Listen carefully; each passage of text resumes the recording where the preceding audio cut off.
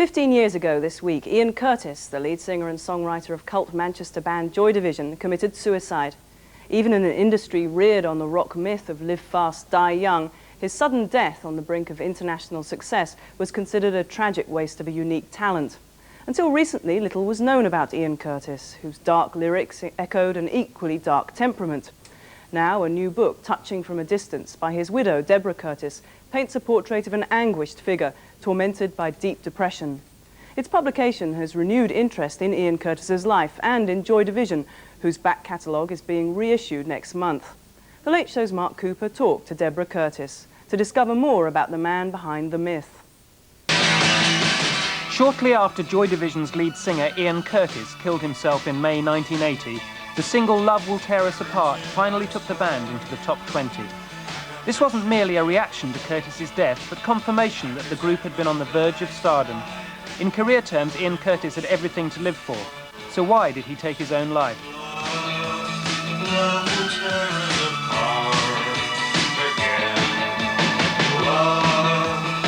He always said he didn't want to live. He wanted to be dead by the time, before he was 25. And he always said that, and I would say, well, surely when you get to that age, you won't want to die. And he said, oh yes, I will. He did stay with me for a couple of weeks before he died, and I tried talking him out of his frame of mind. I tried everything I could. And he wasn't really having any of it. And he was such a stubborn guy, he was so single-minded that I just thought, if he's going to do it, he's going to do it, and no one in this world is going to be able to stop him. To some, Ian Curtis's suicide seemed a logical conclusion of the despairing drive of his music. Joy Division crystallised the mood of existential gloom that became one of British rock's major exports of the 80s. Turning the energy unleashed by the punk revolution inwards, Joy Division's dark, brooding music raged at the human condition. Punk was all about bashing away there, and it really had one statement to make, which was fuck off, or boredom, or whatever else. And what Joy Division, what they did, was to use that simple form to express more complex emotions. They're one of the great British groups, one of the unique British rock groups of the last 25 years. At the time, it seemed so new. There was a melancholy about the music. There was this sort of architectural sound, this beautiful brooding sound, which could have teetered over into melodrama at any minute, but never seemed to do it. They walked this tightrope all the time. Again, a mark of a great group.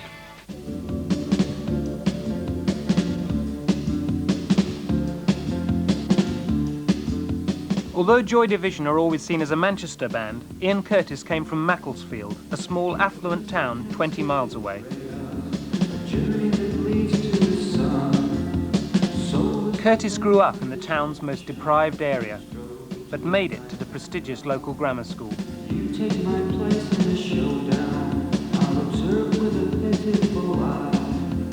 As a teenager, he sought to escape the constraints of small-town Macclesfield through the darker edges of rock and roll. He liked Iggy Pop, I think, because of the way Iggy Pop used to sort of cut himself on stage, and he liked all that. And Lou Reed is pretty depressing. He liked to listen to people who had maybe suffered in some way or pretended to suffer in some way. In 1976, Ian Curtis travelled to Manchester for a Sex Pistols concert, a defining moment in Manchester's musical history. The Pistols inspired a generation of young Mancunians to start up punk bands. Sharing that moment with Curtis were Bernard Sumner and Peter Hook from Salford. Together they formed a band and began to play the clubs around Manchester.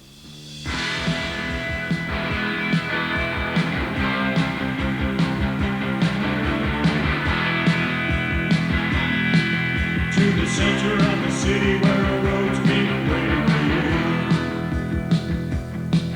To the depths of the ocean where a hope sinks. It was Ian that sat us down, really, and played us Iggy Pop and Lou Reed and Velvet Underground and everything. Me and Barney were complete musical charlatans, if you like. When we realised that we were never going to make a great punk group, we started looking for a new direction. And a lot of that direction came from Ian. because like I say, he was interested in kind of the more manic side of life and the dark side of life.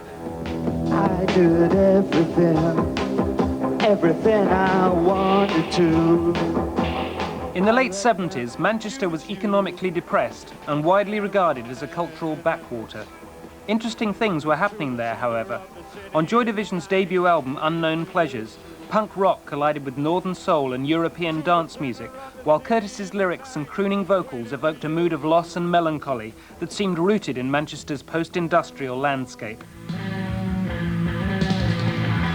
Change of speed, a change of style, change of scene, with no regrets, a chance to Manchester in the late 1970s, early 80s was a real grim sort of industrial wasteland.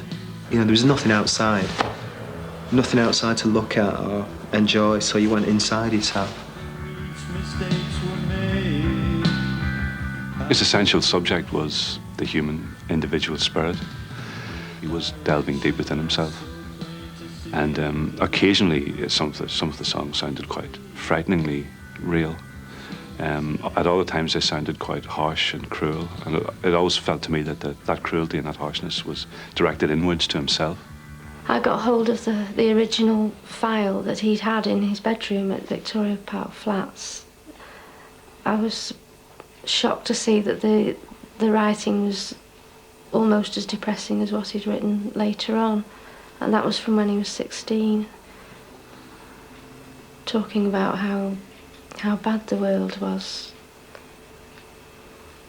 But I mean, that's the sort of thing 16-year-old boys do anyway, I think, but he didn't grow out of it. It just got worse. Although the music press worshipped Curtis's enigmatic persona and Joy Division were about to have their major breakthrough, Ian Curtis appeared to be maintaining the most conventional of households with his wife Debbie and new baby daughter. We got married when I was 18 and Ian was 19, and it was very normal existence to start with. I made sure the mortgage was paid and that there was food in the house, and then once that was all set up, he could go off and get on with what he probably thought was being the breadwinner.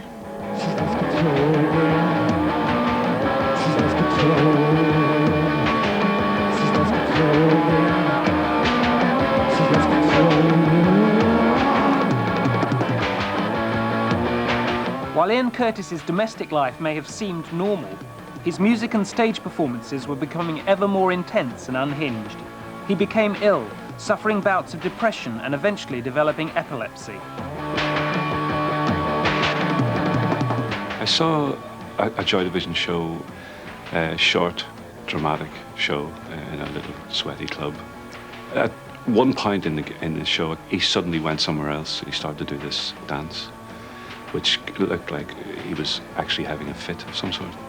And the music got more and more profound, and he went right out on a limb and actually collapsed back into the drum kit and was helped off stage.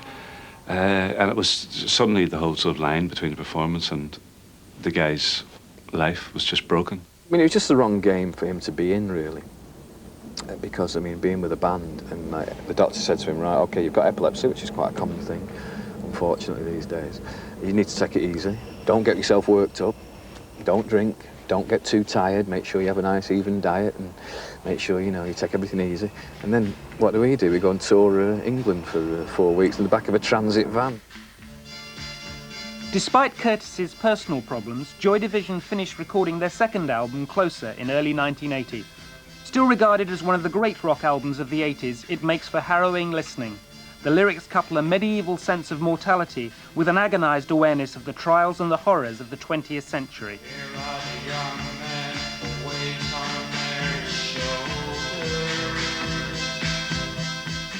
I remember one night when we were making Closer very late, it was like about 4 o'clock in the morning, he was saying to me that I was asking him how his lyric writing was going, and he said it's amazing. He said it's just coming one after another. I'm writing them really quick. And I know exactly where the end of the song is, and normally I don't do that, I just write and write. He said, but I'm writing, it's coming really quick. He said that I feel as if I'm swirling down into a dark void. I remember him saying. And as I'm doing it, I'm throwing out pieces of paper with writing on them. So I guess he felt, I got the impression that he felt that some force was taking him somewhere. By the 17th of May 1980, Curtis's professional and personal life had spun out of control. His marriage was collapsing over his infidelity with a Belgian woman. He had great anxieties over the band's upcoming debut tour of America, and his epilepsy was worsening. The dividing line between his illness and his art had collapsed. On the morning of the 18th, Ian Curtis hung himself on the kitchen clothes rail at his home in Macclesfield. He was pacing the room. He was very agitated, and I knew enough about his epilepsy to know that he wasn't going to have an epileptic fit. So I felt that he was well enough for me to leave. He must have stayed up all night listening to records, I think, because one of the records was still going round on the table. And I guess he must have decided to write to me about 3 o'clock in the morning, because he said that the birds were singing when he finished the letter. And well, he must have killed himself in the early hours.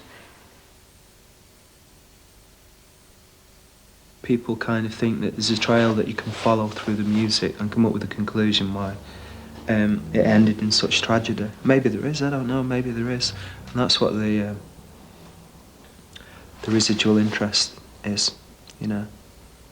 That's why people are still interested. Because it was a career with a conclusion, really. It wasn't the inability to deal with the pressures of fame. It wasn't an inability to deal with all the drugs you were taking. It wasn't that. It was a death based on a real and common trauma, someone suffering dreadfully about a decision in their life, about people and the rest of it. And therefore it was a very personal and very human suicide. Don't walk away.